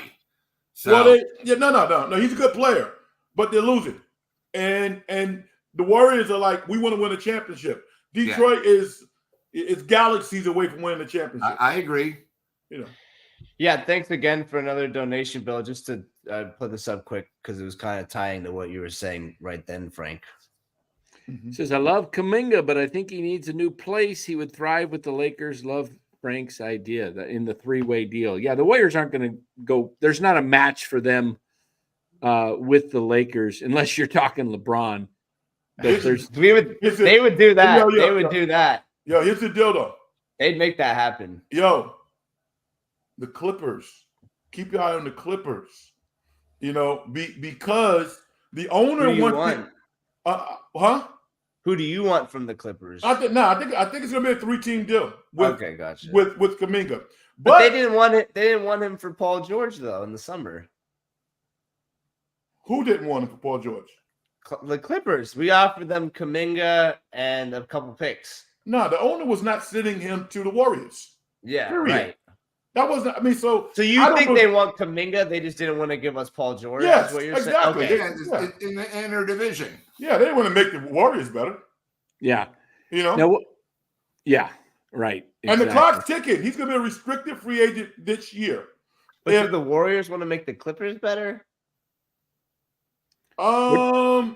They don't value Probably him. not. They're probably salty though from They that don't- Paul George thing. Well, they don't value him Right. as much as other teams do. Right. And again, the clock is ticking. The Warriors ideally would love to be in the top 5, top 7 in the lottery and get one of these really talented young players that's coming out in this year's draft. That's what they would love a redo. You know, with a really, really talented player. Everybody wants Cooper, but only one team's going to get him. Another bum from Duke, another overrated bum from Duke. He's the real deal. Jesus. Another He's bum. legit. And He's this guy's legit. white, even worse. So what do you guys think? Best What do you White guys think of players are this? coming back in sports. They're coming back. Go ahead, Dan. What do you guys think of this? I read something the other day that Paul, the agent, LeBron's agent, gave the Warriors a hometown discount with the signing of who was it that signed with Moses Moody? That's right, Moody. That maybe they're setting something up for LeBron next year. What do you think? I don't think so. I mean, It'd be how- nice. I mean, to see LeBron and Steph I play want Bron. together. I'll take them. You know, we'll see how this year goes. I mean, we're only one game in. We got 81 games to go. Like Lou said, it's a new year. It's going to. My hat looks like a Rams hat. Okay, here. I'm with how you, about- Kitchen Handy. How about Chief Wahoo? There you I go. got that one. I can put my Yankees hat on. How about I just go with my DC hat? There we go. I know I don't want anything to look like a Ram hat, but it is a Warriors hat. Okay, it actually got too big. I wore it too much. It got stretched out. So, but this team is going to run and gun. You know, doesn't it remind you this year's team starting to look a little bit like Nelly's teams, Frank? Yes. When Nelly played small Absolutely. ball and Yeah. just You like run. TMC? It Yeah, does. it kind of reminds me of that. I agree. And that's a team that can How win did you. that team do? Oh, yeah, It's that's not- right, okay. Made the playoffs. Yeah, it can make the playoffs, but it can't get And Lou through. will be paying me. It This can't get is- through the gauntlet of tougher This is not a teams. championship team. Everybody knows No, that. yeah, it's Yeah, not. that's fine. I Yeah. just want a good season for me this year is if we can do what we did the year coming off the championship, where we won a nice, good first round series. It was a tough fought battle. We had really some good games. We had that 50-point Yeah. step performance, and we lost to the Lakers in 6. If that Yeah. happens again this year, something like that, I'm cool with that. I can't. Who's we? Who's as Bay Area fans? I think Oh, we okay. are. I didn't know- I mean, let's not forget. I didn't know you were on the Warriors- team. I didn't The know. Warriors No, last I wasn't year, saying as a team. I meant us as a fan base. I think would all be happy. the Warriors last year were number 1 in salary. Okay? They're 7th this year. They are 20 plus million off the salary cap. And that, I can't even extrapolate how that affects the luxury tax. But part of their mission this year was get their financial house in order. They did that and they got better. You know? Yeah, give Mike Dunleavy some credit. I mean, those 3 acquisitions of Great Melton, move. Heald, and Anderson were really good moves All because from Klay Thompson. Heald gives you the shooting, and Melton and Anderson give you the length and the defense, and they have to play better defense. That was the problem last year. Do you remember how many games they played where guys they just got eaten up with wide open threes? I mean, there was nobody within 6-8 feet of the defender. It was just awful. And this is gonna Nelly Perry, you're right. Nelly turned into the game is so different today.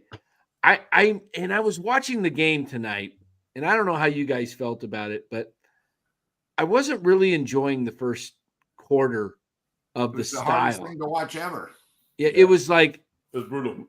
it was really bad It was because tough. it was as a guy who, grew up on Bill Walton playing with the Portland Trailblazers and watching Jack Ramsey's offense with guys just cutting to the hoop and constant layups, right? Feeding off Bill Walton, passing and just easy buckets to a game that is now just like a almost like a run and gun, I don't know. I actually saw something. Let me see if I can pull it up. I don't know if I can find it. Big Bill with Portland. He also had a guy next to him, if anyone messed with him, in Maurice Lucas, that would gone up and not like Green. Yeah. He would destroy the guy. And I think, I don't think Nelly really changed the offense. I think Stephen Curry. He's changed basketball completely different. You look everybody around, you watch kids in college, it's all about the 3-point line.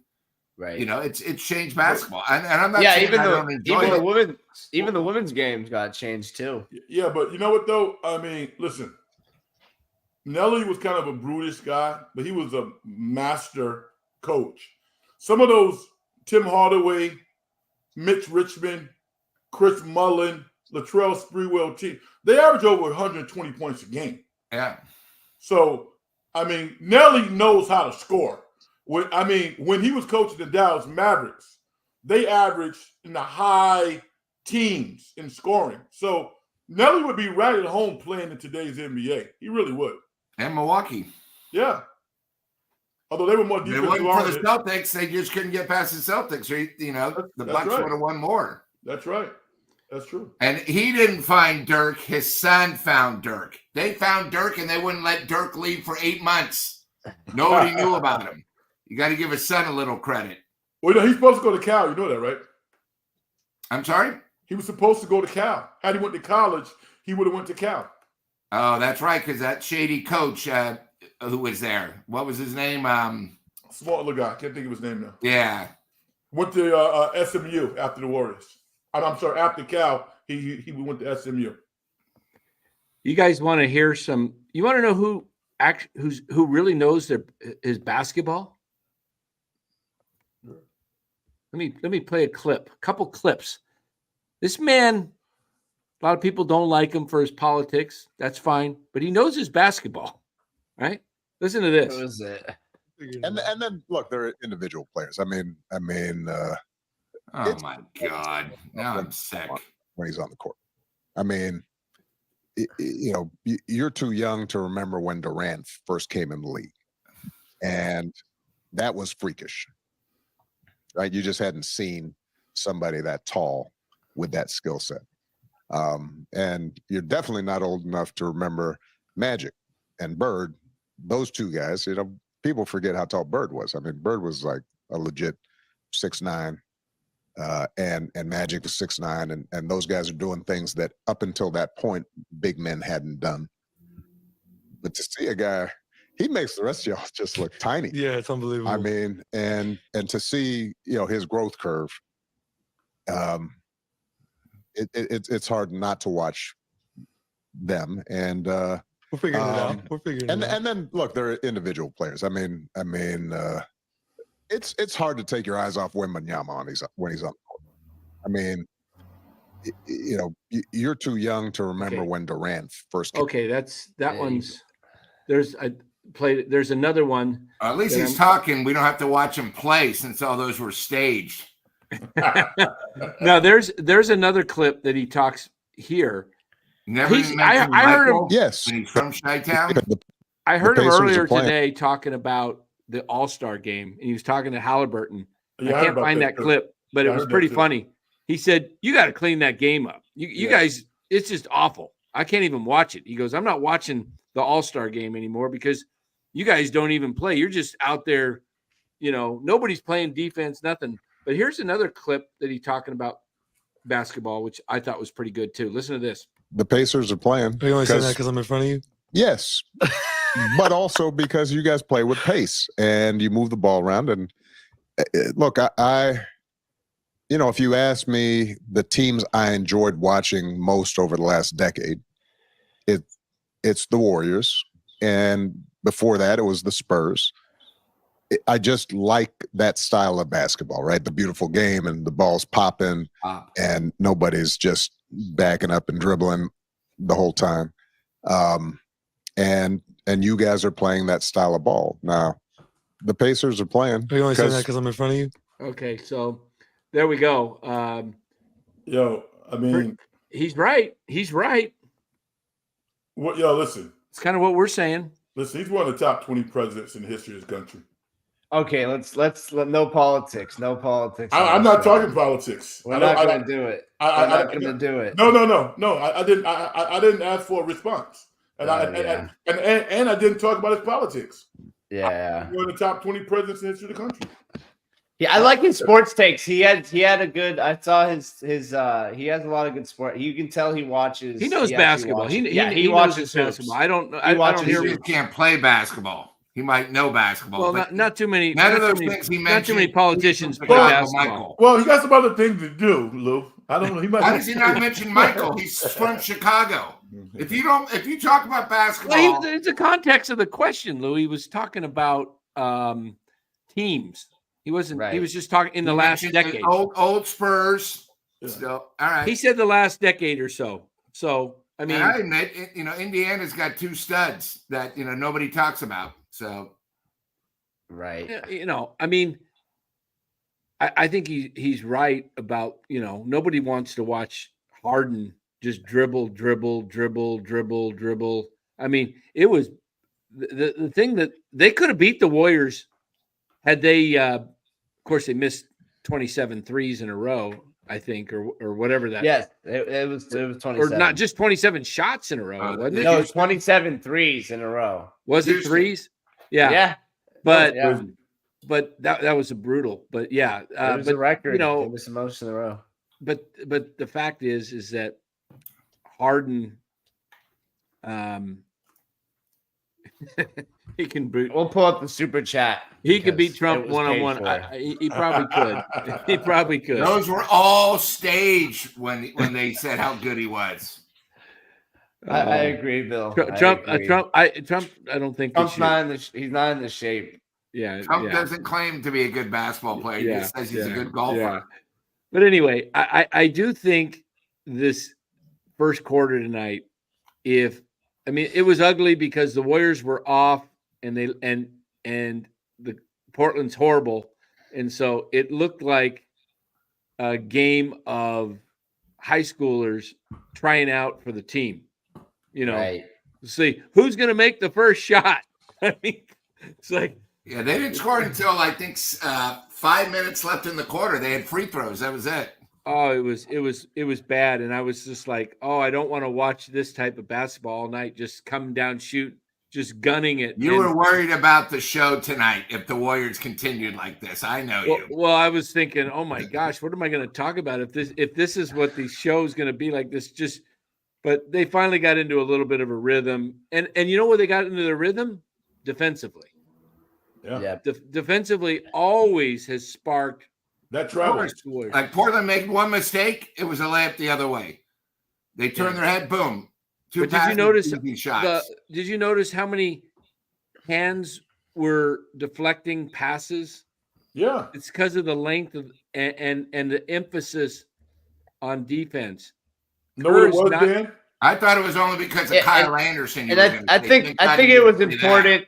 I think it was important too tonight. Speaking of the defense, real quick, Dan, that Steph in the first quarter had a steal, and then he got another steal early in the game. I think he had 2 or 3 steals today. I think when you have the veterans putting in full force, and I heard a few people on the radio talk about it that Curry and Draymond this year, for the first time in years, have been doing like all the practices, all the stuff, because they've been really trying to show the team that they're trying to go full force this year and put out their best product possible. What were you going to say, Frank? You said no. If you look at the Warriors defensively, they build a house. They're very disciplined. Yes. I mean, the court has lines on it, and those lines mean something. When you are not in the area that you're supposed to be in, bad things happen for you, or good things happen for you when you have an undisciplined team you're playing against. Elbows extended, box expended, pressure hands on the opposing passer. The Warriors are well coached, and they're smart. And it doesn't mean they're going to win every game, because they're not. But that's why they won tonight, because as you guys are saying, I mean, offensively, both teams were atrocious. The Warriors were worse than that. But they knew they could always lean on their defense and the likelihood of Portland starting to unravel. And that's what happened. Yeah. What do you think of the when you talk about the defense? In the past, the defensive teams were led by the all of a sudden I'm forgetting his name, the coach that was the great defensive coach, the older Mike guy, Brown? Ron not Yeah. Brown, but No. Ron and it's not Wilson either. It's it's common last name, but I can't. All of a sudden, Yeah. I'm drawing a blank. But you know what I'm talking about. Yeah, he's coached the Bulls. Adams, thank you, Perry. Yeah, Ron yeah. Adams. Yeah, So Ron Adams, and then it was Mike Brown. right. Last couple years, it hasn't, since Brown left, the defense has been bad. Mm-hmm. Who's getting the credit this year? Is it Stackhouse? I don't know. Honestly, I would be guessing if I said that, but I would think that Terry Stotts could do everything.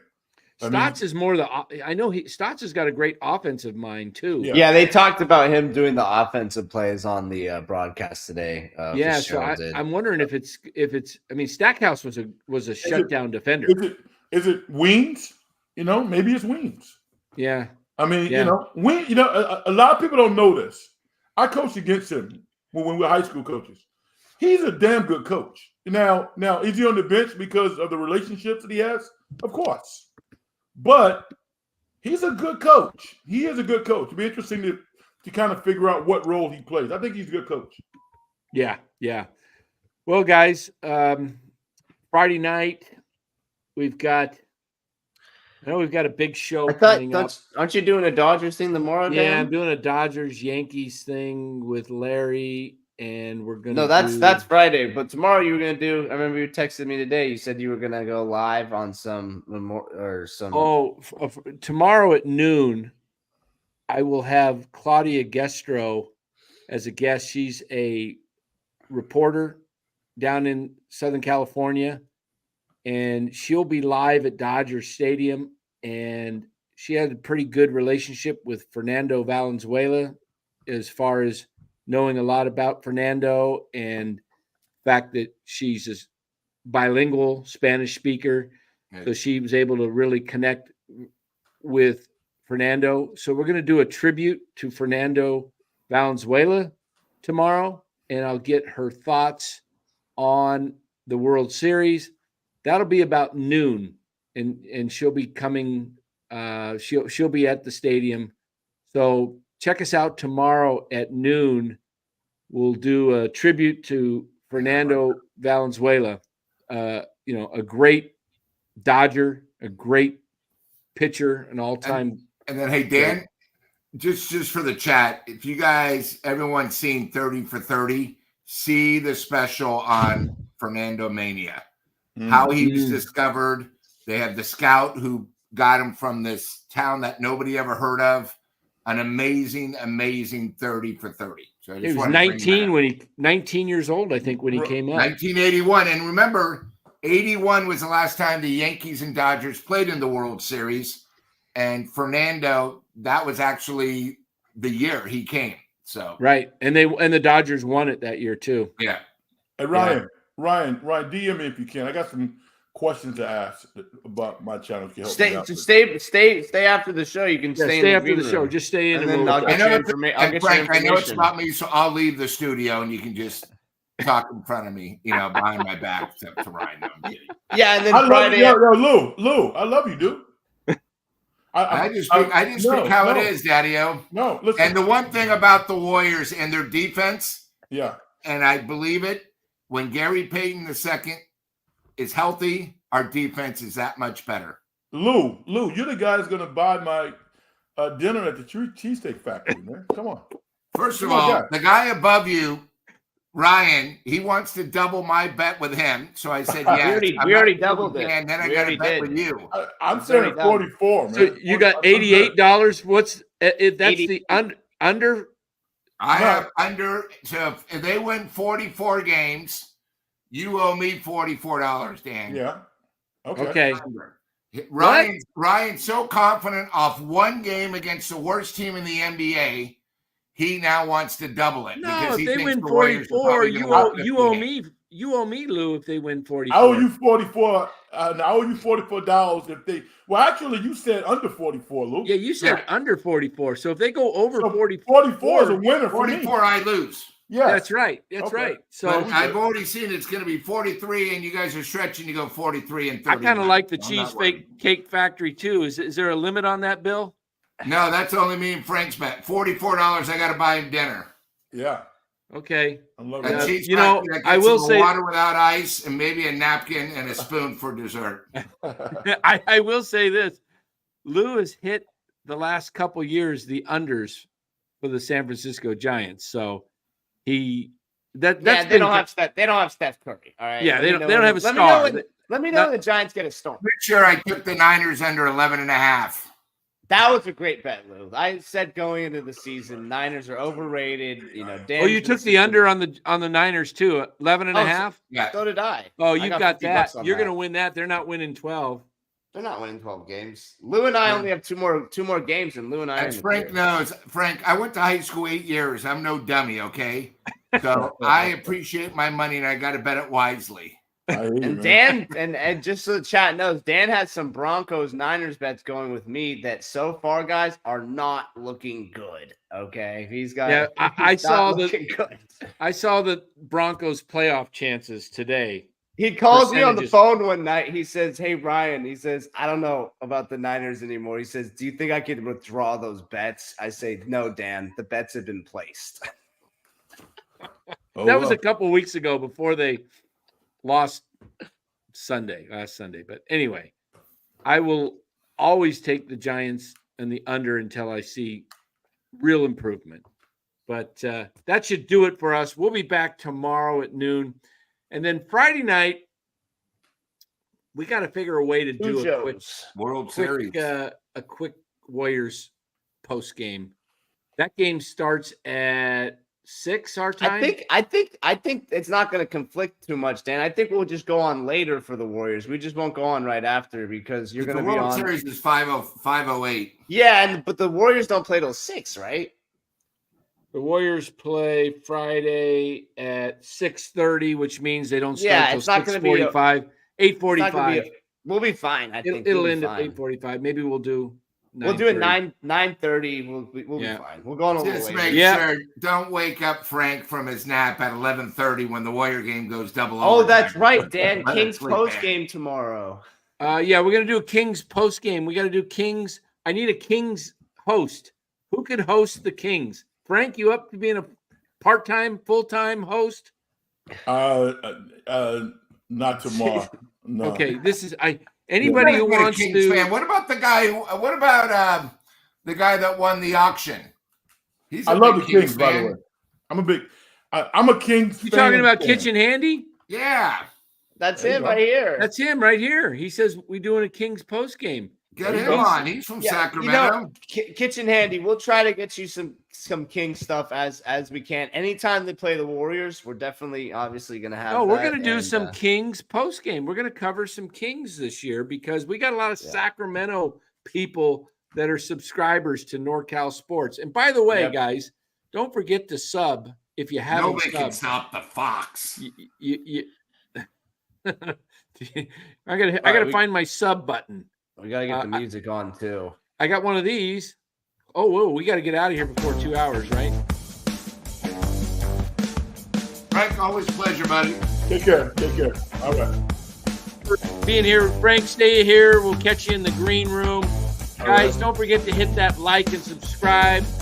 Chardal can host. Chardal, we'll set you up at 2:30 in the AM. You can have your own show from 2:30 to 4 in the morning, Chardall.